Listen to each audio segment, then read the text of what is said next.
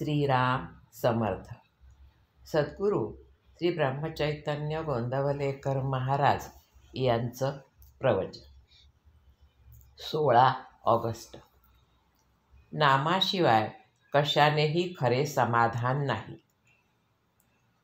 मनुष्य चूक करतो आणि देवा क्षमा कर म्हणतो, पण पुन्हा पुन्हा चुका करीतच राहतो. हे काही योग्य नव्हे. अशाने काही त्याला देव क्षमा करणार नाही. देवा क्षमा कर हे म्हणणे इतके सहज होऊन बसले आहे की त्याचा अर्थच आपल्या ध्यानात येत नाही.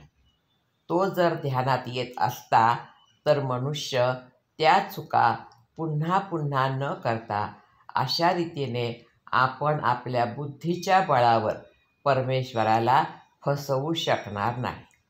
बुद्धीच्या जोरावर जर आपण माणसालाही फसवू शकत नाही तर परमेश्वर कसा फसेल?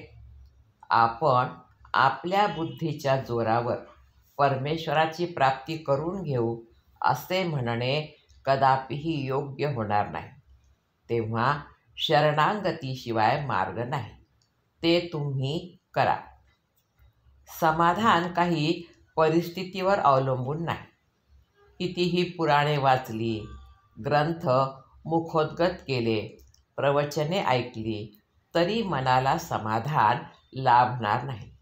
त्याप्रमाणे थोडे तरी आचरण केले पाहिजे. नामात राहिले पाहिजे. नामाशिवाय इतर कोणत्याही गोष्टीने पूर्तता येऊ शकत नाही. नामाशिवाय खरे समाधान मिळणार नाही. तेव्हा तुम्ही भगवंताला अनन्य भावाने शरण जाऊन त्याचे नाम आवडीने आणि सतत घ्या. एक गरीब वारकरी पंढरपूरला चालला होता. मोठ्या कष्टाने तो पायी चालला होता. वाटेत एक रेल्वेचे फाटक लागले.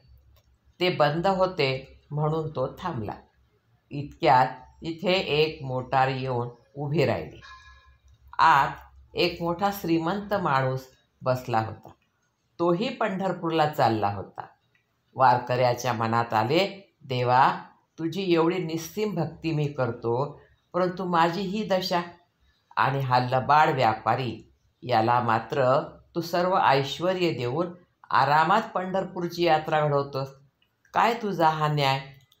एवढ्यात मोटारीचे दार उघडून 2 नोकरांनी त्या श्रीमंत माणसाचे हात आपल्या खांद्यावर घेऊन त्याला खाली उतरविले.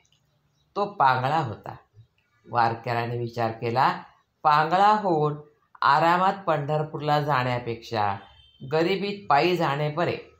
आपल्याजवळ जे नाही ते ज्याच्यापाशी आहे तो सुखी असला पाहिजे हे आपण धरून चालतो, पण तसा तो नसतो. त्याचे दुःख आपल्याला माहीत नसते आणि तो स्वतःला जर सुखी समजत असेल तर तो दारूच्या मदाप्रमाणे मद समजावा. आहे त्या परिस्थितीमध्ये समाधान मानणे हाच विषयाची पकड ढिली करायचा उपाय आहे. आपली परिस्थिती ही परमात्म्याच्या इच्छेने आली आहे असे आपण म्हणूया. असे जर आपण केले तर दुःखाचा आणि सुखाचा आवेग कमी होईल. आजचे बोधवचन. ज्याचे समाधान भगवंतावर अवलंबून आहे त्याचे समाधान कोणत्याही परिस्थितीमध्ये टिकेल. जानकी जीवन स्मरण. जय जय राम. श्रीराम समर्थ.